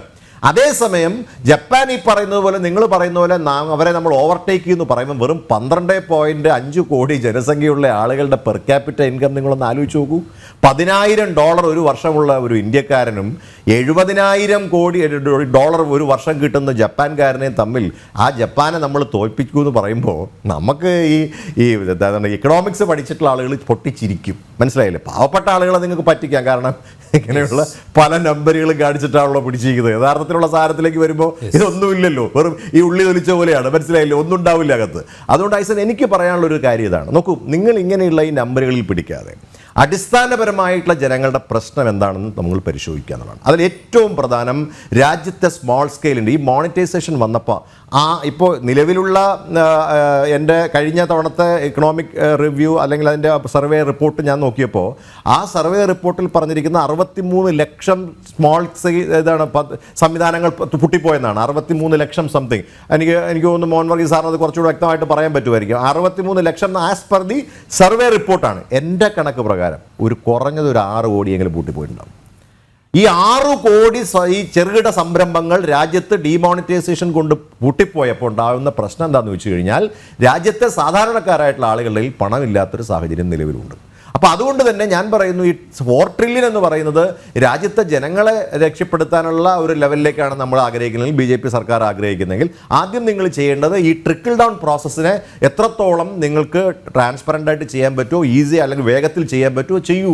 എങ്കിലേ ഈ 4 ട്രില്യൺ നമുക്കുള്ളത് കൊണ്ട് പ്രയോജനം ഉണ്ടാവുള്ളൂ. എങ്കിലും നമ്മൾ രക്ഷപ്പെടില്ല. നമ്മളിവിടെ മോഹൻ വർഗീസ് സാറ് സന്തോഷം കൊണ്ടാണെന്ന് തോന്നുന്നു പറഞ്ഞത്, അദ്ദേഹം ജർമ്മനിയെ നമ്മൾ കടത്തിവെട്ടി, ചൈനയെ നമ്മൾ കടത്തിവിട്ടു എന്നൊക്കെ അദ്ദേഹം പറഞ്ഞതിൽ എനിക്ക് സന്തോഷമുണ്ട്. പക്ഷേ ഈ GDP റേറ്റിൻ്റെ അദ്ദേഹം കൺസിഡർ ചെയ്യണമെന്ന് എനിക്ക് സംശയമാണ്. കാരണം 22 ട്രില്യൺ, ജപ്പാന്റെ 22 ട്രില്യൺ നിൽക്കുന്ന ചൈനയുടെ 22 ട്രില്യൺ നിൽക്കുന്ന സ്ഥലത്താണ് നമ്മൾ ഈ 4 ട്രില്യൺ നിന്ന് അതിലേക്ക് എത്തും. സ്വപ്നം കാണുന്നതിന് ഒരു കുഴപ്പമില്ല, നമുക്ക് സന്തോഷമുള്ള കാര്യമാണ്. നമുക്ക് അതിലേക്ക് എത്തട്ടെ ഞാനും ആഗ്രഹിക്കുന്നു, കാരണം എനിക്കും അതിൻ്റെ ബെനിഫിറ്റ് കിട്ടുമല്ലോ. പക്ഷേ പ്രശ്നം എന്താ? ദി 1%, ദ ടോപ്പ് 1% എന്ത് ചെയ്യുന്നു? ഈ രാജ്യത്തിൻ്റെ നല്ല ശതമാനം, 40% രാജ്യത്തിൻ്റെ അസറ്റ്സ് അവരാണ് കൈകാര്യം ചെയ്യുന്നത്. അത് അവസാനിപ്പിക്കാൻ നമ്മൾ കഴിഞ്ഞെങ്കിൽ മാത്രമേ ഈ 4 ട്രില്യൺ കൊണ്ട് നമുക്ക് എന്തെങ്കിലും പ്രയോജനമുള്ളൂ. ഇനി താങ്കൾ ചോദിച്ച മറ്റൊരു പ്രധാനപ്പെട്ട ചോദ്യമുണ്ട്, ഈ സയൻറ്റിഫിക് ആസ്പെക്ട്സ് ഒക്കെ. ഞാൻ പറയട്ടെ, നമ്മളിപ്പോഴും കഴിഞ്ഞ 9 വർഷത്തെ ഈ സർക്കാരിൻ്റെ പല കാര്യങ്ങളിൽ, എല്ലാ കാര്യത്തിലും ഞാൻ അവരെ വിമർശിക്കാറില്ല. ചില കാര്യങ്ങളൊക്കെ വളരെ പോസിറ്റീവായി പറയുന്ന ഒരാൾ തന്നെയാണ് ഞാൻ. അതിനകത്ത് ഒന്ന് ഡിജിറ്റലൈസേഷൻ, അത് മോണിറ്ററി ഡിജിറ്റലൈസേഷൻ ഏറ്റവും നല്ല കാര്യമാണ്. എനിക്കതിനകത്ത് ഒരു അഭിപ്രായ വ്യത്യാസമില്ല. ചില അഭിപ്രായങ്ങളൊക്കെ ആദ്യം ഞാൻ പറഞ്ഞിരുന്നുവെങ്കിലും പിൽക്കാലത്ത് ഡിജിറ്റലൈസേഷൻ എന്ന് പറയുന്നത് ഇന്ത്യയിലെ ഈ മോണിറ്ററി, നമുക്കറിയാമല്ലോ, ഇപ്പം ഗൂഗിൾ പേ അടക്കമുള്ള കാര്യങ്ങൾ വളരെ ട്രാൻസ്പെറൻ്റ് ആയിട്ട് കാര്യങ്ങൾ കൊണ്ടുപോകാനായിട്ട് നമുക്ക് പറ്റുന്നുണ്ടെങ്കിൽ പോലും ഞാൻ ചോദിക്കുന്നത് വളരെ പ്രധാനപ്പെട്ട കാര്യം, ഇന്ന് നമ്മുടെ നാട്ടിൻപുറത്ത് ഈ പോപ്പുലേഷൻ്റെ കാര്യത്തിനകത്ത് നമ്മുടെ സ്റ്റാൻഡ് എന്താണ്? ഇപ്പോൾ ഞാനും ശിവശങ്കറും അതോടൊപ്പം തന്നെ ഡോക്ടർ മോഹൻ വർഗീസും എല്ലാം കേരളത്തിൽ താമസിക്കുന്നു. നമ്മൾ ഈ പോപ്പുലേഷനെ കുറച്ചു കൊണ്ടുവരാൻ എന്ത് ചെയ്തു? ഈ പോപ്പുലേഷൻ അടിസ്ഥാനത്തിൽ രാജ്യത്തെ സാമ്പത്തിക കാര്യങ്ങളെ ഇപ്പോൾ BJP സർക്കാർ ഡിവൈഡ് ചെയ്യുന്നത് അങ്ങനെയാണ്. ഏറ്റവും കൂടുതൽ സാമ്പത്തിക പോപ്പുലേഷനുള്ള സംസ്ഥാനങ്ങൾക്ക് കൂടുതൽ പണം കൊടുക്കുന്നു എന്നാണ് ഞാൻ മനസ്സിലാക്കാൻ ശ്രമിച്ചത്. ഇവിടെ ഈ സൗത്ത് ഇന്ത്യയിലെ സ്റ്റേറ്റുകൾ മുഴുവൻ നിങ്ങൾ മനസ്സിലാക്കണം, ഈ പോപ്പുലേഷൻ പോളിസിയെ ഉൾക്കൊണ്ടുകൊണ്ട് പോപ്പുലേഷൻ റെഡ്യൂസ് ചെയ്ത്, ഈവൻ പത്തനംതിട്ടയിലെ നെഗറ്റീവ് പോപ്പുലേഷനാണ് ഇല്ലേ, ആ നെഗറ്റീവ് പോപ്പുലേഷനുള്ള പത്തനംതിട്ടയിൽ നമ്മളിപ്പോൾ സർക്കാർ എടുത്തിരിക്കുന്ന ഈ തീരുമാനത്തിന് എന്ത് അടിസ്ഥാനമാണുള്ളത്? അപ്പം നമ്മൾ ഈ ഒരു ഫെഡറൽ സിസ്റ്റം ആണെന്ന് നമുക്കറിയാമല്ലോ. ആ ഫെഡറൽ സിസ്റ്റത്തിനകത്ത് ഇങ്ങനെ ചെയ്തിട്ടുള്ള സംസ്ഥാനങ്ങൾക്കൊന്നും പണം കിട്ടുന്നില്ല. അപ്പം നമ്മൾ എന്ത് ചെയ്യണം?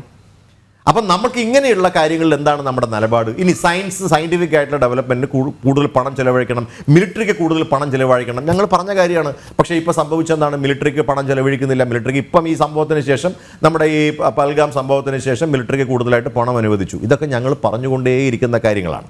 അപ്പം ഒരു പ്രതിപക്ഷം എന്ന നിലയിൽ ഞങ്ങൾ ചോദിക്കുന്ന ചോദ്യങ്ങളെയും ഞങ്ങൾ പറയുന്ന കാര്യങ്ങളെയും തെറ്റായിട്ടല്ല എടുക്കേണ്ടത്. അതിനകത്ത് എന്തെങ്കിലും കണ്ടന്റ് ഉണ്ടെങ്കിൽ ആ കണ്ടന്റിനെ സ്വീകരിക്കുക. അങ്ങനെ ഒരു അതുകൊണ്ടാണ് ഞാൻ ആദ്യം പൊളിറ്റിക്സ് പറയാതെ ഞാൻ കണക്കുകൾ പറഞ്ഞത്. ഞാൻ പറഞ്ഞ കണക്കുകൾ IMFന്റെ കണക്കുകളാണ്. ആ IMFന്റെ കണക്കുകൾ പ്രകാരമാണെങ്കിൽ 4 ട്രില്യൺ എന്ന് നമുക്ക് ആ നമ്പർ വെച്ച് നമുക്ക് ജപ്പാനെ കീഴടക്കാമെങ്കിലും ഈ ജപ്പാൻ്റെ പോപ്പുലേഷനുമായി നമ്മളിതിനെ താരതമ്യപ്പെടുത്തുമ്പോൾ, നമ്മുടെ പോപ്പുലേഷനുമായിട്ട് നമ്മുടെ ഈ 4 ട്രില്യനെ താല്പര്യപ്പെടുത്തുമ്പോൾ ഈ കടലിൽ കായം കലക്കുക എന്നോ അങ്ങനെ എന്തോ ഒരു ചൊല്ലുണ്ട് എന്നാണ് എനിക്ക് തോന്നുന്നത്. അപ്പോൾ അങ്ങനെ ഒരു സാധനമായിട്ടാണ് ഈ 4 ട്രില്യനെ ഞാൻ വ്യക്തിപരമായിട്ട് കാണുന്നത്. വീണ്ടും നമുക്ക് PR ശിവശങ്കറിനോടാണ് ഇനി അതിൻ്റെ വിശദീകരണങ്ങൾ ചോദിക്കാനുള്ളത്. അദ്ദേഹത്തിനോട് ഇപ്പോൾ നമുക്ക് അന്വേഷിക്കാനുള്ളത്, ശിവശങ്കർ സാർ പ്രത്യേകം ശ്രദ്ധിച്ച് പറയേണ്ട ഒരു പോയിന്റ് എന്ന് പറയുന്നത്, ഇപ്പോൾ നേരത്തെ പറഞ്ഞതുപോലെ ഈ ഡിസ്ട്രിബ്യൂഷൻ ഓഫ് വെൽത്ത്, അതായത് സ്വത്തിൻ്റെ വിതരണത്തിൽ കാര്യക്ഷമമായി മുന്നോട്ട് പോകാൻ സാധിച്ചില്ല എന്ന ഒരു കൃത്യമായ നിലപാടാണ്. തീർച്ചയായും ഈ രാജ്യമുണ്ടായ കാലം തൊട്ടുള്ള സ്വത്തിൻ്റെ വിതരണത്തിൻ്റെ വിഷയമാണത്. എങ്കിൽ കൂടി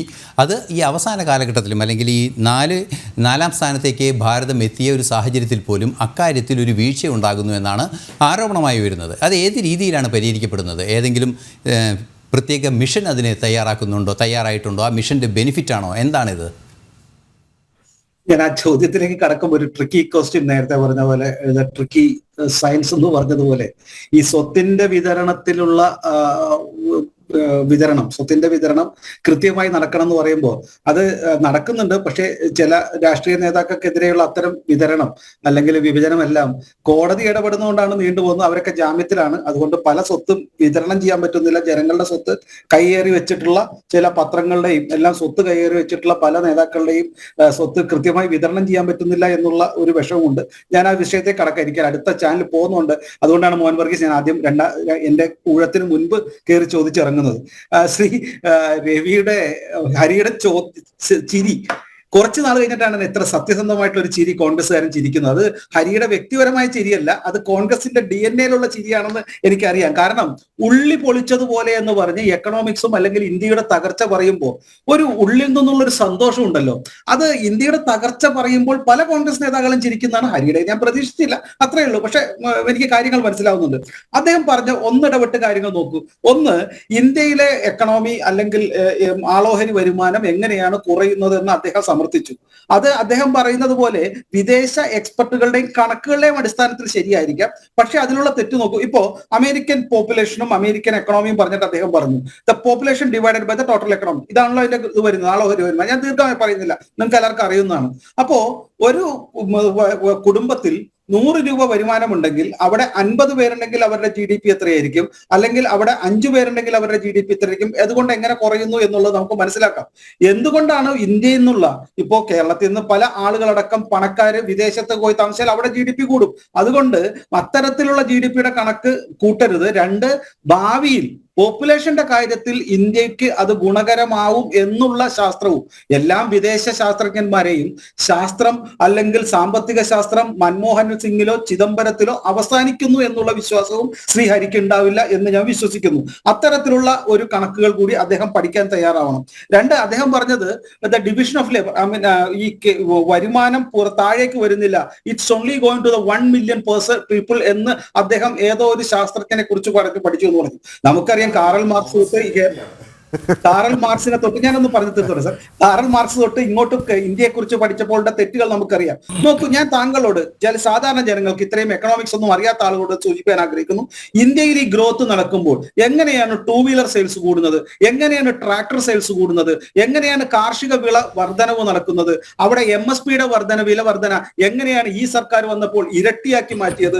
MSP, minimum price, purchasing price, ഇതെല്ലാം കൂടിയത് എങ്ങനെയാണ് ഇരട്ടി ഇരട്ടിയായത്? അപ്പൊ ഇതൊന്നും ഗ്രാമത്തിലേക്ക് വരുന്നില്ലേ? ഗ്രാമത്തിൽ വരുമാനം ഇല്ലാഞ്ഞിട്ടാണോ അംബാനിയും അദാനിയും ടാറ്റയും ബിർളയും ചേർന്നിട്ടാണോ ടൂ വീലർ, ഹോണ്ടയുടെ ഒക്കെ ടൂ വീലർ വാങ്ങുന്നത്, സ്കൂട്ടർ വാങ്ങുന്നത്? അവരാണോ ട്രാക്ടർ വാങ്ങി കൃഷി ചെയ്യുന്നത്? അപ്പൊ ഗ്രാമങ്ങളിൽ ഇത്രയേറെ വികസനം നടക്കുന്നു. പിന്നെ നിങ്ങളുടെ ചിദംബരം, മൻമോഹൻ സിംഗ് കഴിഞ്ഞാലുള്ള ഏറ്റവും വലിയ എക്കണോമിസ്റ്റ് ആണല്ലോ പറഞ്ഞത് ഡിമോണിറ്റൈസേഷൻ ബിക്കം ഒരു ഫാന്റസി ആവും, തെറ്റാവും. അതേപോലെ തന്നെ ഈ ഡിജിറ്റലൈസേഷൻ നടക്കില്ല എന്ന് പറഞ്ഞത് അത് എത്രത്തോളം, ഇപ്പൊ താങ്കൾ തന്നെ പറയുന്നു അത് വളരെ ഉത്തമമായി നടന്നു ഗ്രാമത്തിൽ, താങ്കൾക്ക് പോലും വിശ്വസിക്കേണ്ടി വന്നു. അതേപോലെ നോട്ട് നിരോധനം കൊണ്ട് നിങ്ങൾക്ക് കുറെ കുഴപ്പങ്ങൾ ഉണ്ടായിട്ടുണ്ട്, അറിയാം. അതുകൊണ്ട് ഇന്ത്യ തകരും. GST വന്നപ്പോൾ ഇന്ത്യ തകരും, നിങ്ങൾ പ്രഡിക്ട് ചെയ്തതല്ലേ. കോവിഡ് വന്നപ്പോൾ 10% മരിക്കും, നിങ്ങൾ പ്രഡിക്ട് ചെയ്തതല്ലേ. ഇത്തരത്തിൽ വിദേശ യൂണിവേഴ്സിറ്റിയിൽ നിന്ന് പഠിച്ചു വന്നിട്ട് ഇന്ത്യൻ സംസ്കാരത്തെയും, ഞാൻ അതുകൊണ്ടാണ് പറഞ്ഞത് ഇന്ത്യൻ ശാസ്ത്രത്തിൽ ഊന്നിയ വികസനമാണ് നമുക്ക് വേണ്ടത്. അല്ലാണ്ട് വിദേശ ശാസ്ത്രജ്ഞന്മാരെ അവരെ ഞാൻ നേരത്തെ സൂചിപ്പിച്ചു തന്നെ രാജകൃഷ്ണൻ അടക്കം, ചിദംബരം അടക്കം, മൻമോഹൻ സിംഗ് അടക്കം മുന്നോട്ട് വെച്ച ഫ്രണ്ട് ലോഡ് എക്കണോമി എന്ന ശാസ്ത്രീയമായി എന്ന് നിങ്ങൾ പറഞ്ഞിരുന്ന കോവിഡ് അനന്തര ഒരു സിസ്റ്റത്തെ നിങ്ങൾ തന്നെ ഇപ്പൊ തള്ളി പറഞ്ഞില്ലേ. ഇന്ത്യ ഗ്രോത്ത് പീരീഡ് ആയില്ലേ? മറ്റു രാജ്യങ്ങളെല്ലാം തകർന്നടിഞ്ഞപ്പോൾ അല്ലെങ്കിൽ മുന്നേറ്റം, അവരുടെ ഉയർച്ച, അവരുടെ സാമ്പത്തിക ഉയർച്ച കുറഞ്ഞപ്പോൾ ഇന്ത്യയിൽ മാത്രമല്ല 8ഓ 6ഓ 7ഓ എല്ലാം വരുന്നുള്ളൂ. അപ്പൊ ഇത് സൂചിപ്പിക്കുന്നത് ഇന്ത്യൻ സിസ്റ്റത്തിന് അനുയോജ്യമായ, ഇന്ത്യൻ ശാസ്ത്രീയമായ മുന്നേറ്റത്തിൽ ഊന്നിയ ഒരു സാമ്പത്തിക വ്യവസ്ഥ കൂടി വേണമെന്ന് തന്നെയാണ്. അതുകൊണ്ട് ഇത്തരം എക്സ്പെർട്ടൈസുകൾ മുന്നോട്ട് വയ്ക്കുന്ന നോട്ട് നിരോധനത്തെ കുറിച്ചായാലും ഡിജിറ്റലൈസേഷനെ കുറിച്ചായിട്ടുള്ള ധാരണയല്ല വേണ്ടത് എന്നുകൂടി ഞാൻ ആഗ്രഹിക്കുന്നു. അതുകൊണ്ടാണ് ഇത്തരം ബ്ലണ്ടറുകൾ, അത് കാർഷിക കേരളത്തിന് മനസ്സിലായി. അതുകൊണ്ടാണ് ഇത്തരം പൊളിറ്റിക്കൽ ബ്ലണ്ടറുകളെയും നിങ്ങളെ ഇന്ന് പ്രതിപക്ഷത്ത് മാറ്റിയിരുത്തിയിരിക്കുന്നത് 3 തവണയായിട്ട്. അതുകൊണ്ട് സാധാരണ നിങ്ങൾ നോക്കൂ, UP-യിലേക്കുള്ള അവിടുത്തെ ഗ്രോത്ത് നോക്കൂ, കേരളത്തിലേക്കുള്ള ഗ്രോത്ത് നോക്കി. ഏത് രാജ്യത്തിലായാലും പോപ്പുലേഷൻ വൈസ്, നിങ്ങൾ പറഞ്ഞല്ലോ പോപ്പുലേഷൻ വൈസിലുള്ള ഒരു വലിപ്പം അനുസരിച്ച് ബീഹാർ രാജ്യങ്ങൾക്ക്, ബീഹാറിലെയും UP-യിലെയും ഉള്ള സംസ്ഥാനങ്ങൾക്ക് കൂടുതൽ കൊടുക്കണ്ട. അപ്പൊ നിങ്ങൾ സോഷ്യലിസം വേണ്ടെന്നാണോ? അവിടെ പട്ടിണി കിടന്നോട്ടെ എന്നാണോ നിങ്ങൾ ഉദ്ദേശിക്കുന്നത്? അപ്പൊ നിങ്ങളുടെ വാദമുഖങ്ങളിൽ തന്നെ ഇത്തരത്തിലുള്ള വിരുദ്ധ ഒരു രീതിയുണ്ട്. അത്തരത്തിൽ വികസിത ഒരു മറ്റുള്ള സംസ്ഥാനങ്ങൾക്ക് പോപ്പുലേഷൻ വൈസ് മാത്രമല്ല ഇന്ന് നീതി ആയോഗ് പണം ചിലവിടുന്നത്, അല്ലെങ്കിൽ അതിന്റെ പെർസെന്റേജ് മാറ്റിവെക്കുന്നത് മറ്റ് പല ഗ്രോത്തിന്റെയും അടിസ്ഥാനത്തിലും മറ്റു കാര്യത്തിലും കൂടിയാണ് എന്ന് മനസ്സിലാവാഞ്ഞിട്ടല്ല ഹരി ഇത്തരത്തിൽ തെറ്റായ ഉപമകളിലൂടെ ജനങ്ങളെ തെറ്റിദ്ധരിപ്പിക്കുന്നത്. അതുകൊണ്ട് ഞാൻ പറയാൻ ആഗ്രഹിക്കുന്നത്, ഞാൻ നേരത്തെ സൂചിപ്പിച്ചതുപോലെ സംസ്ഥാനങ്ങളും അതുപോലെ തന്നെ കേന്ദ്രവും ഒരുമിച്ച് വളരണം. അതുകൊണ്ട് തന്നെയാണ് നീതി ആയോഗ് മുന്നോട്ട് വെച്ചത്.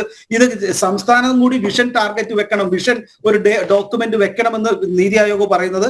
അതുകൊണ്ട് തന്നെ ഈ അടിസ്ഥാനത്തിലുള്ള ഇന്ത്യൻ ശാസ്ത്രീയ സാമ്പത്തിക വ്യവസ്ഥയിൽ അടിസ്ഥാനമായിട്ടുള്ള ഒരു വികസനം തന്നെയാണ് രാജ്യത്തിന് ആവശ്യം. അത് തീർച്ചയായും ഹരിയുടെയും മറ്റ് കോൺഗ്രസ് നേതാക്കളുടെയും ചിരിയുടെ പിൻബലം ഇല്ലാതെയും ഉണ്ടായിക്കൊണ്ടും ഞങ്ങൾ നേടും എന്നുള്ള കാര്യത്തിൽ സംശയമില്ല. എന്നാണോ ഇവർക്ക് ഇന്ത്യയിൽ വിശ്വാസം ഉണ്ടാവുന്നത്, ഇന്ത്യൻ എക്കണോമിയിൽ വിശ്വാസം ഉണ്ടാവുന്നത്, ഇന്ത്യൻ ശാസ്ത്രീയതയിൽ വിശ്വാസം ഉണ്ടാവുന്നത്? നമുക്കറിയാം ഇവിടെ കമ്മ്യൂണിസ്റ്റുകാരനില്ല, ഇവിടെ യോഗ ഇവിടെ ദേശീയ ഒരു ഇതായി വന്നപ്പോൾ യോഗയെ നിരന്തരം കളിയാക്കിയിരുന്ന ഒരു നേതാവുണ്ട് ഇവിടെ. അപ്പോ അതേപോലെ ഇന്ത്യൻ ശാസ്ത്രീയതയെല്ലാം നിങ്ങൾക്ക് എതിർപ്പാണ്. ഇപ്പൊ കോൺഗ്രസിനും അത്തരത്തിൽ കമ്മ്യൂണിസ്റ്റ് പാർട്ടിയുടെ കൂടെ ചേർന്നുകൊണ്ട് അതിനെയും എതിർപ്പായിരിക്കുന്നു. ഇത് മാറ്റിവെച്ചുകൊണ്ട് ഇന്ത്യക്കാരുടെ ഇന്ത്യൻ സിസ്റ്റത്തിലും വിശ്വസിച്ചുകൊണ്ട് ഉള്ള ഒരു മുന്നേറ്റമാണ് നല്ലത്. മറ്റുള്ള ശാസ്ത്രീയ കാര്യങ്ങൾ എനിക്കൊന്ന് മോഹൻ വർഗീസ് എന്നെക്കാൾ നന്നായിട്ട് പറയും. അതുകൊണ്ട് ഞാൻ ക്ഷമാപൂർവ്വം പിൻവാങ്ങുന്നു. അവസാന ഘട്ടത്തിൽ ഇനിയും നമുക്ക് കൂടുതൽ വിശദാംശങ്ങൾ അറിയേണ്ടതുള്ളത്, അതായത് എന്തായാലും ഭാരതം $4.187 ട്രില്യൺ ഒരു സമ്പദ് വ്യവസ്ഥയായി മാറിയിരിക്കുന്നു, 4ാമത്തെ സമ്പദ് വ്യവസ്ഥയായി മാറിയിരിക്കുന്നു എന്നതൊരു യാഥാർത്ഥ്യമാണ്. ഈ യാഥാർത്ഥ്യത്തെ ഉൾക്കൊണ്ട് ഏത് രീതിയിലുള്ള മുന്നേറ്റമാണ് ഇനി ഭാരതം ഭാവിയിൽ എങ്ങനെയാണ് 2050-ൽ 30 ട്രില്യണിൻ്റെ ഒരു സാമ്പത്തിക വ്യവസ്ഥയായി വളരുക എന്ന ലക്ഷ്യത്തിലേക്ക് നമ്മളെ ഊർജിതപ്പെടുത്തുന്നത് ഏത് രീതിയിലാണ് മോഹൻതം? ലക്ഷ്യങ്ങളാണ് 2047-ൽ വികസിത ഭാരതം, അതായത് എല്ലാ പാരാമീറ്റേഴ്സും പെർ ക്യാപിറ്റ ഇൻകം ഉൾപ്പെടെയുള്ള പാരാമീറ്റേഴ്സിൽ ഇപ്പോഴുള്ള ആ ഒരു കിതപ്പ് മാറി ഒരു വിതരണ പ്രക്രിയ പരമാവധി മെച്ചപ്പെടുന്ന രീതിയിൽ അതിനുപോൽബലകമായ ഒരു 4 ഡയമെൻഷണൽ ഗ്രോത്ത് കർവിലാണ് ഭാരതം. അതിൽ ഒന്നാമത്തെ ഡയമെൻഷൻ എന്ന് പറയുന്നത് ഡെമോഗ്രാഫിക് ഡിവിഡൻറ്റാണ്. നമ്മുടെ ജനസംഖ്യ, we are a young population എന്ന് പറഞ്ഞാൽ 18 വയസ്സിനും 40-50 വയസ്സിനും ഇടയിലുള്ള ഒരു പ്രൊഡക്റ്റീവ് പോപ്പുലേഷൻ്റെ എണ്ണം ചൈനയുടേതിനേക്കാൾ ഇന്ത്യയിൽ കൂടുതലാണ്. Technically skilled and professionally equipped ആളുകളുടെ ഒരു വലിയ നിര തന്നെയുണ്ട്. അത് നമ്മുടെ വിദ്യാഭ്യാസ സമ്പ്രദായവും നമ്മുടെ ട്രെയിനിങ് സിസ്റ്റവും എല്ലാം നൽകിയ ഒരു സോളിഡിറ്റിയാണ്. അതിൻ്റെ ഒരു ബെനിഫിറ്റ് ലഭിക്കാൻ പോകുന്നത് ഇനിയുള്ള വർഷങ്ങളിലാണ്. ചൈനയ്ക്ക് അതില്ല എന്നോർക്കണം. നമ്മുടെ മെയിൻ കോമ്പറ്റേറ്റർ അമേരിക്കയല്ല, ചൈനയാണെന്ന് ഓർക്കുക. അങ്ങനെയെങ്കിൽ യഥാർത്ഥത്തിൽ ചൈനയുടെ ഒരു വൺ ചൈൽഡ് പോളിസി, അത് അപ്പനും അമ്മയ്ക്കും ചേർത്ത് ഒരു മകൻ എന്നൊരു പോളിസി കൊണ്ട് കഴിഞ്ഞ ഒരു 10-20 വർഷക്കാലം പിന്നാക്കം പോയി ചൈന. വളർന്നു വന്നത് പോപ്പുലേഷനെ നിയന്ത്രിച്ചു കൊണ്ടുവരാൻ ചൈന എടുത്ത നിലപാടുകൾ, നയങ്ങൾ ചൈനയ്ക്ക് തിരിച്ചടിയായി വരുന്നത് ഭാരതത്തിന് ഗുണമായി വരും. അതാണ് ഒരു ഡയമെൻഷൻ. അതായത് demographic dividend is going to yield rich vibrant effect for Indian economy. അതാണൊന്ന്. 2, ഇന്ത്യ മാറി ചിന്തിക്കുന്നു, ബഹിരാകാശത്തേക്ക് നോക്കുന്നു, നമ്മുടെ പുതിയ ടെക്നോളജിയിലേക്ക് നോക്കുന്നു, പുതിയ ഇൻവെസ്റ്റ്മെൻറ്റ് അവന്യൂയിലേക്ക് നോക്കുന്നു. ലോകത്തെ ഏറ്റവും പ്രധാനപ്പെട്ട സാറ്റലൈറ്റ് ലോഞ്ച് പാഡ് ആകാൻ ശ്രമിക്കുന്നത് ഭാരതമാണ്. കാരണം ഏറ്റവും ലാഭകരമായി വിദേശ രാജ്യങ്ങൾ സാറ്റലൈറ്റുകൾ ഉൾപ്പെടെ ലോഞ്ച് ചെയ്യുന്നു. തദ്ദേശീയവൽക്കരണം വ്യാപകമാകുന്നു. നമ്മുടെ ആകാശ് മിസൈൽ ഉപയോഗിച്ചാണ് നമ്മുടെ പ്രതിരോധം ഒരുക്കിയത്. S-400 മാത്രമല്ല എന്ന് ഓർക്കണം. അതുകൊണ്ട് തദ്ദേശീയമായ വികസനം, വലിയ തോതിലുള്ള ഒരു ഇൻഡിജിനൈസേഷൻ പ്രോസസ് ഉണ്ട്. 3ാമത്തെ ഡയമെൻഷൻ എന്ന് പറയുന്നത് നമ്മുടെ സഹായത്തിനെത്തും എന്ന് ആത്യന്തികമായി കരുതുന്നത് ഒരു സോഫ്റ്റ് പവറാണ്. നമ്മുടെ മൃദുശക്തി എന്ന് പറയുന്നതിൻ്റെ പ്രധാന കാര്യം പോപ്പുലേഷൻ തന്നെയാണ്. അപ്പോൾ ഈ പോപ്പുലേഷൻ്റെ ലോകത്താകമാനം ചെതറിയ ഇന്ത്യൻ ഡയസ്പോറ അവർ നൽകുന്ന ഒരു സോളിഡിറ്റി മറ്റ് രാജ്യങ്ങളുടെ ഒരു തീരുമാനമെടുക്കൽ പ്രക്രിയ. സമയപരിമിതിയുള്ളതുകൊണ്ട് ഞാൻ ഇടപെടുകയാണ്. GV ഹരി സാറിന് എന്തെങ്കിലും പറയാനുണ്ടോ? ഒറ്റ കാര്യം പറയാനുള്ളൂ ഇതിനകത്ത്. ഇപ്പം ഒരു മിനിറ്റ് കൊണ്ട് പറഞ്ഞ് അവസാനിപ്പിക്കണം. ശിവശങ്കർ പറഞ്ഞ ഒരു പ്രധാനപ്പെട്ട കാര്യം എന്ന് വെച്ച് കഴിഞ്ഞാൽ, എന്തെങ്കിലും ഈ BJPക്ക് എതിരായിട്ട് പറഞ്ഞ അവരുടെ ദേശവിരുദ്ധനാക്കുക, അവർക്ക് ഇന്ത്യയോട് സ്നേഹമില്ല എന്ന് പറയും. അവരുടെ ആരുടെയും സർട്ടിഫിക്കറ്റ് അത് ഞങ്ങൾക്ക് ആർക്കും വേണ്ട. ഞങ്ങൾ വളരെ കൃത്യമായിട്ട് പറയുന്ന കാര്യങ്ങൾ പറഞ്ഞുകൊണ്ടിരിക്കും. ശിവശങ്കറും അതോടൊപ്പം തന്നെ BJPയുടെ നേതാക്കന്മാരും ഒക്കെ ഒരു ചോദ്യം ചോദിച്ചു കഴിഞ്ഞാൽ ഉടനെ ഇന്ത്യയോട് സ്നേഹമില്ല. എന്നാണ് അവർ ഇന്ത്യ കാണാൻ തുടങ്ങിയത്? ഞങ്ങൾ കഴിഞ്ഞ 10-45 കൊല്ലം ഈ രാജ്യം ഭരിച്ചിട്ട് ഇപ്പം കഴിഞ്ഞ 10 വർഷക്കാലമായിട്ട് ഞങ്ങൾ ഇങ്ങോട്ട് മാറ്റിയിരിക്കുന്നത് ബ്ലണ്ടറാണെന്ന്. അങ്ങനെയാണെങ്കിൽ കഴിഞ്ഞ 50 കൊല്ലം അവർ ബ്ലണ്ടറിലായിരുന്നില്ല. അങ്ങനെയാണ് പറയേണ്ടത്. അപ്പോൾ അതൊന്നുമല്ല. ഇതിനകത്തൊരു പ്രധാനപ്പെട്ട കാര്യം എക്കണോമിക്കലായിട്ടുള്ള കാര്യങ്ങളാണ് നമ്മൾ മനസ്സിലാക്കേണ്ടത്. ഇപ്പോൾ ചില കാര്യങ്ങൾ ഞാനത് കൃത്യമായിട്ട് ഞാൻ പറയേണ്ട കാര്യമില്ല എന്നാണ് ശിവശങ്കർ പറയുന്നതാണ് ഞാൻ വിചാരിച്ചത്. ഇന്ത്യയുടെ ഒരു ഗ്രോത്ത് റേറ്റ് ഇന്നിപ്പോൾ മറ്റൊരു ലോകത്തും ഇല്ലാത്ത തരത്തിലേക്ക് നമ്മൾ മുന്നോട്ട് പോകുന്നത്. അത് നരേന്ദ്രമോദി വന്നുകൊണ്ടൊന്നുമല്ല. അതിനൊരു എന്താണ് കുറേ കാലമായിട്ട് രാജ്യത്തിൻ്റെ മൂവ്മെൻറ്റ് അങ്ങനെയാണ്. അതിനുള്ള കാരണം അതിന് ഇവിടെ ഉണ്ടായിരുന്ന ഒരുപാട് മിടുക്കന്മാരായിട്ടുള്ള ആളുകൾ, ഡോക്ടർ മൻമോഹൻ സിംഗിനെ പോലുള്ള ആളുകളൊക്കെ തന്നെ ഇതിന് വേണ്ടുന്ന ഒരുപാട് സമയപരിമിതിയോടും ഇടപെടുകയാണ്. യഥാർത്ഥത്തിൽ ഒരു പുരോഗതിയുടെ പാതയിലാണ് ഭാരതമെന്ന് എല്ലാ രാഷ്ട്രീയ കക്ഷികളും സമ്മതിക്കുന്ന ഒരു യാഥാർത്ഥ്യത്തിലേക്ക് തന്നെയാണ് ഈ കണക്കുകൾ വിരൽ ചൂണ്ടുന്നത്. സ്പെഷ്യൽ ഡിബേറ്റ് അവസാനിക്കുകയാണ്. നമസ്തേ.